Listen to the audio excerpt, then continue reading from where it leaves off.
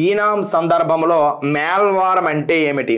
సరే, ఇక్కడ మేల్వారం అనగా సాగుదారుడు వాటాకు చెందుతుందా లేదనుకున్నట్లయితే రాజు లేదా ప్రభుత్వ రెవెన్యూ వాటానా, నీటి పన్ను వాటానా, మట్టి రకమా అంటున్నాడండి. ఈనాం సందర్భంలో మేల్వారము అనగా అర్థం ఏమిటి?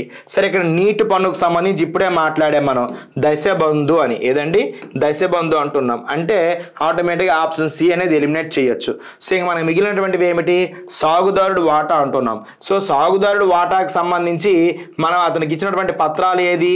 రైతువారీ పత్రాలు ఇవ్వడం జరిగింది సాగుదారుడు వాటాకు సంబంధించి. సో ఆప్షన్ ఏ కూడా ఎలిమినేట్ అవుతుంది. సో ఇప్పుడు మనకు ఉండేవి రెండు ఆప్షన్లు ఉన్నాయి. ప్రభుత్వము లేదా రాజుకు సంబంధించిన రెవెన్యూ వాటానా, లేదా సాయిల్ టైప్ మట్టి రకానికి సంబంధించిందా? సో ఇక్కడ దీనికోసం ఆన్సర్ చేసే ప్రయత్నం చేయండి. సో మట్టి రకంకి సంబంధించింది అయితే కాదు సార్.